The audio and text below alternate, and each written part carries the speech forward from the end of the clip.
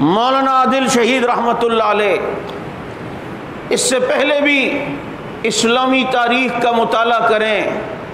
تو اس اسلام کی آبیاری کے لیے بہت سے لوگوں نے اپنے خون کے نذرانے پیش کیے ہیں، ان کی قربانیاں ہیں،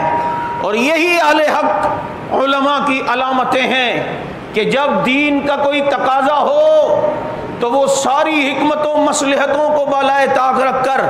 میدان عمل میں آتے ہیں۔ ہم امام احمد بن حنبل رحمۃ اللہ علیہ کو دیکھتے ہیں خلق قرآن کے مسئلے پر کس طریقے سے ان کے ساتھ ظلم و ستم کا معاملہ ہوا، لیکن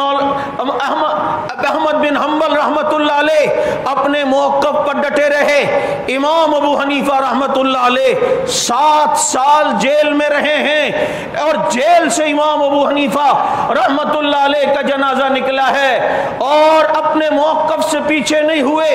ابن تیمیہ رحمۃ اللہ علیہ کو دیکھتے ہیں کہ ان کے ساتھ کتنا ظلم و ستم کا معاملہ ہوا، لیکن اپنے موقف پہ ڈٹے رہے۔ وہ سید احمد شہید رحمۃ اللہ علیہ ہوں، شاہ اسماعیل شہید رحمۃ اللہ علیہ ہوں، اس دین کے لیے اپنے آپ کو قربان کیا ہے، اور مجدد الفسانی جس نے اکبری دین کے مقابلے میں اپنے آپ کو پیش کیا اور دین اکبری کے مقابلے میں ٹکرائے اور ہندوستان میں رسول اللہ صلی اللہ علیہ وسلم کے دین کو بچایا ہے۔ ایک لمبی داستان ہے، 1857 کی جنگ آزادی کے بعد علماء کو سور کی کھالوں میں بند کر کر کے کس طرح جلتے ہوئے تندوروں میں ڈالا گیا۔ اس کے بعد اللہ شاہ بخاری رحمہ اللہ کی قربانیاں دیکھیں، مولانا حق نواز کی قربانی دیکھیں، مولانا ایثار القاسمی کی قربانی دیکھیں، یہ سلسلہ چلتا ہے، خون جاتا ہے، اسلام کی آبیاری ہوتی ہے، گلشن میں بہار آتی ہے،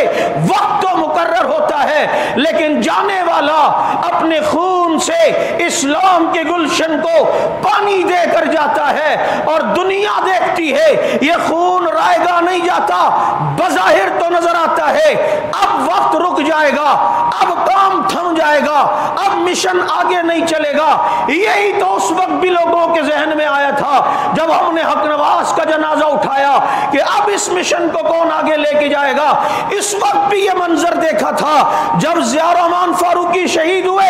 اب اس کام کو کون آگے بڑھائے گا۔ پھر اس وقت تو مایوسی کا عالم عجیب تھا جب مولانا اعظم طارق شہید رحمت اللہ علیہ شہید ہوئے کہ اب شاید یہ کام آگے نہ بڑھ سکے، لیکن آج آپ دیکھ رہے ہیں دنیا میں سب سے زیادہ آج صحابہ ہو رہا ہے، ان کی عزت کے ترانے گائے جا رہے ہیں، ان کی ناموس کی بات کی جا رہی ہے۔ ان شہادتوں کے بعد ہم ایک قدم آگے تو بڑھے ہیں، پیچھے نہیں آئے ہیں۔ کام بڑا ہے یا نہیں بڑا؟ بولو۔